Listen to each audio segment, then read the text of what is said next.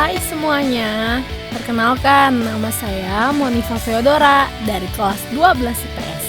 Pada kesempatan kali ini, kita akan membahas mengenai demokrasi terpimpin. Lebih tepatnya, kita akan membahas salah satu peristiwa yang terjadi pada demokrasi terpimpin. Jadi apa aja sih yang akan kita bahas? Yuk bahas lebih lanjut dan jangan lupa nonton sampai habis ya.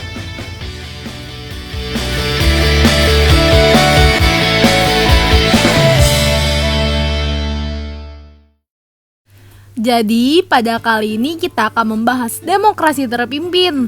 Nah, salah satu dari peristiwa demokrasi terpimpin ini adalah pembebasan Irian Barat dari tangan Belanda.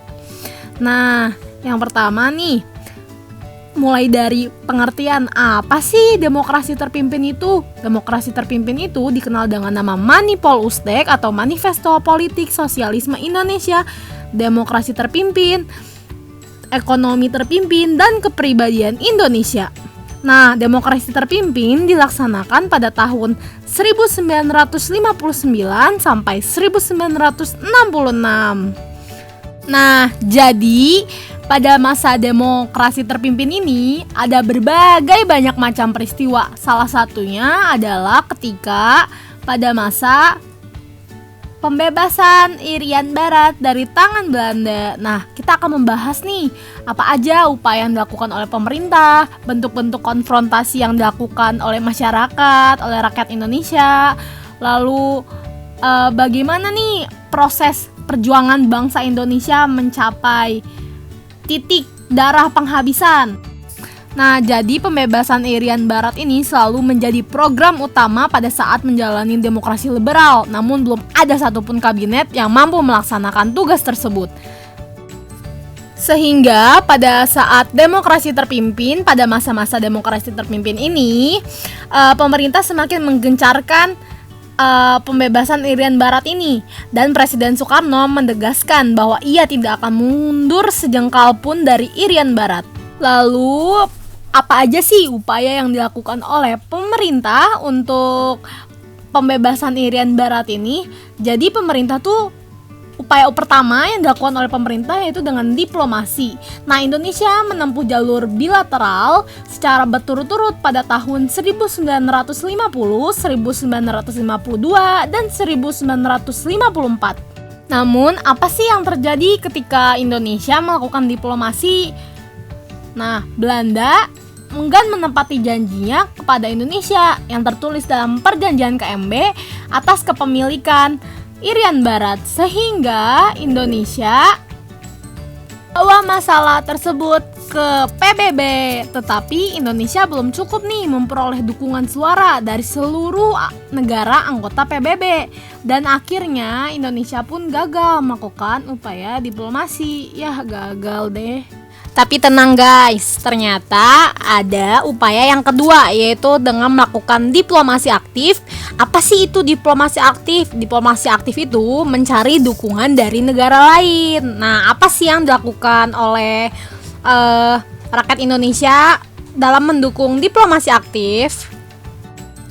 Jadi Indonesia itu melakukan konferensi Asia Afrika pertama pada tahun 1955. Tadi ada kesalahan angka, di situ kan tertulis 1995 kan. Nah, yang dilaksanakan pada bulan April. Nah, jadi tujuan dari diadakannya konferensi Asia Afrika ini yang pertama, salah satunya itu untuk mencari dukungan dari negara lain agar dapat membebaskan Irian Barat. Namun, suara negara tersebut belum mampu menarik dukungan internasional dalam sidang Majelis Umum PBB, sehingga Indonesia melakukan pemberontakan. Nah, pemberontakan ini yang dikenal dengan nama konfrontasi politik. Nah, kemudian apa sih bentuk-bentuk konfrontasi politik yang dilakukan oleh Indonesia? Nah, yang pertama yaitu membatalkan hubungan Uni Belanda Indonesia secara sepihak. Lalu yang kedua membentuk Front Nasional Pembebasan Irian Barat. Lalu yang ketiga membentuk pemerintahan sementara Irian Barat di Tidore. Dan yang keempat memutuskan hubungan diplomatik dengan kerajaan Belanda. Serta yang kelima mengambil ahli semua perusahaan Belanda. di Indonesia.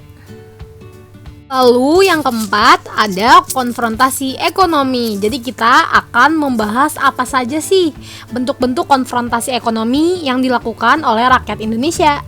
Jadi bentuk konfrontasi ekonomi yang dilakukan oleh Indonesia yaitu pertama membatalkan hutang Indonesia kepada Belanda.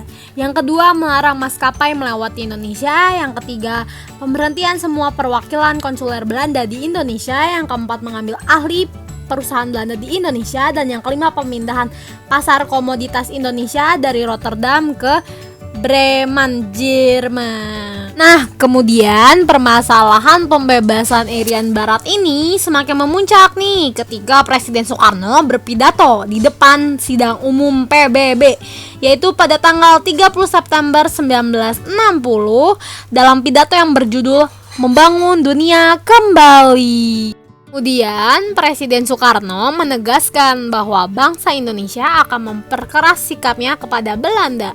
Kemudian wakil Amerika Serikat di PBB memberikan usulan agar Belanda menyerahkan kedaulatan Irian Barat ke Indonesia melalui PBB maksimal 2 tahun.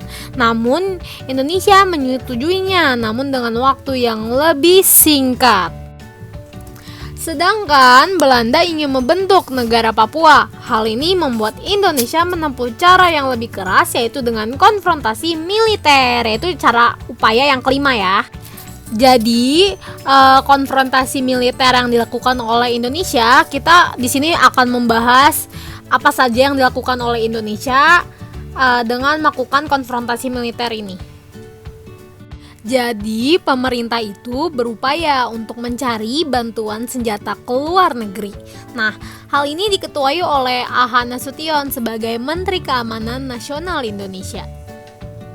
Jadi pembelian senjata untuk rakyat Indonesia ini awalnya dilakukan di blok barat, terutama di Amerika Serikat.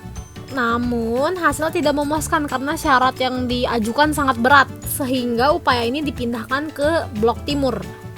Lalu, dalam hal tersebut, Belanda menilai bahwa Indonesia akan melakukan agresi terhadap Belanda, sehingga Belanda pun memperkuat kedudukannya dengan mengirimkan kapal perang ke Irian Barat untuk berjaga-jaga.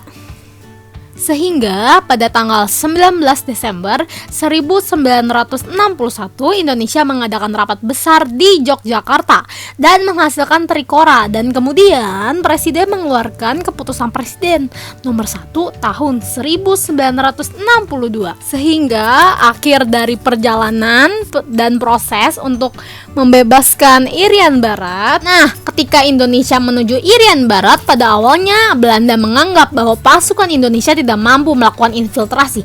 Nyatanya Indonesia berhasil melakukan infiltrasi dan menduduki kota Teminabuan. Akhirnya Belanda mau melakukan perundingan pada tanggal 15 Agustus 1962 di kota New York, Amerika Serikat. Indonesia ini dipimpin oleh Adam Malik, sedangkan Belanda dipimpin oleh Van Rooyen.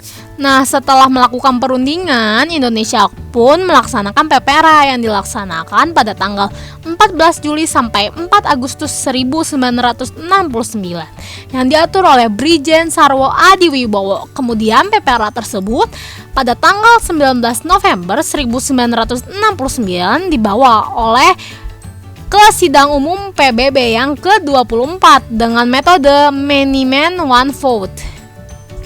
Nah, itu dia nih pembahasan kita hari ini. Nah, semoga pembahasan yang saya lakukan dapat bermanfaat bagi orang banyak. Mohon maaf bila ada kesalahan. Assalamualaikum warahmatullahi wabarakatuh. Bye-bye.